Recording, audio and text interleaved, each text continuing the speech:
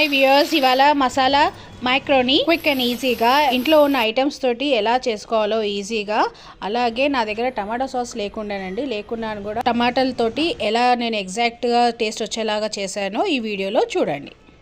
పెద్ద గిన్నె పొయ్యి పైన పెట్టుకొని దాంట్లో వాటర్ పోసుకొని ఈ పాస్తా దీంట్లో వేసేసుకోవాలి. ఇవి హాఫ్ బాయిల్ అయ్యే వరకు ఉడికించుకోవాలి.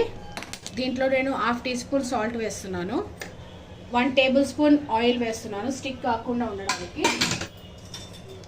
ఇవి మెత్తగా ఉడకొద్దు, హాఫ్ బాయిల్ ఉడకాలి.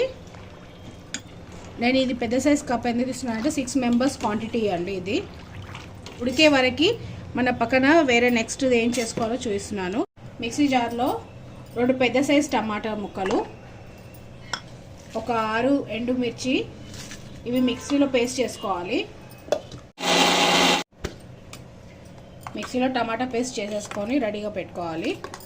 ఎండుమిర్చి ఇంకా టమాటా ఇవి ఉడకడానికి ఒక 10 మినిట్స్ టైం పడుతుంది.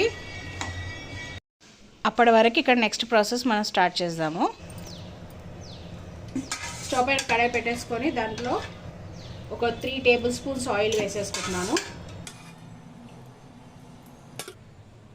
ఒక 5 to 6 ఎల్లిపాయ ముక్కలు వేసేసుకోవాలి. దీంట్లో పచ్చిమిర్చి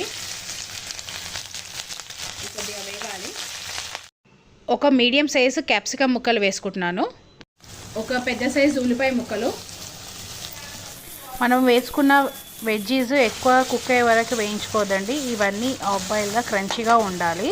దీంట్లో ఇప్పుడు మనము ఈ టమాటా ఇంకా ఎండుమిరపకాయలు పేస్ట్ చేసుకున్నాం కదా, ఆ పేస్ట్ వేసేసుకోవాలి.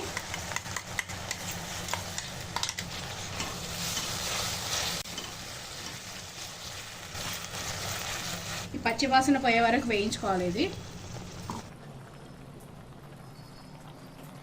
దీంట్లో ఇప్పుడు 1/2 టీ స్పూను జీలకర్ర పొడి, 1/2 టీ స్పూన్ ధనియాల పొడి, 1/2 టీ స్పూన్ కారం పొడి, 1/2 టీ స్పూన్ ఉప్పు. ఎందుకంటే దాంట్లో కూడా ఉప్పు వేసి ఉడకబెడుతున్నాం కదా, అది చూసి వేసుకోండి, టేస్ట్ చూసి వేసుకోండి ఉప్పు.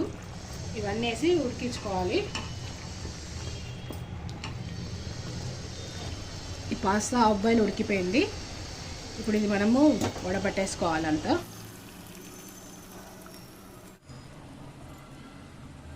ఇప్పుడు మనం చల్లనీళ్ళు పోసుకోవాలి.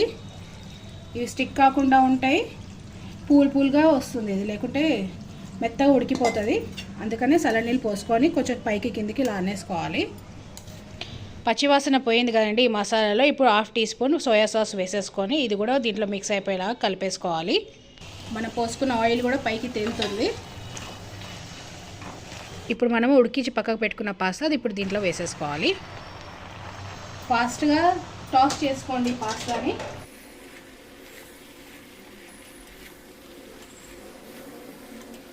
హై ఫ్లేమ్లో పెట్టుకోవాలి. ఇప్పుడు ఈ మంట పైకి కిందికి అంతా కలిపేసుకోవాలి, అంతా కలిసిపోయేలాగా. లాస్ట్కి దీంట్లో 1/2 టీ స్పూను మిరియాల పౌడర్ వేసుకోవాలి. దీంట్లో కొద్దిగా కొత్తిమీర అన్న, ఉల్లిపొరక ఉంటే ఉల్లిపొరక అన్న వేసుకోవాలి. ఇప్పుడు నా దగ్గర ఉల్లిపొరక లేదు కాబట్టి నేను కొత్తిమీర వేస్తున్నాను.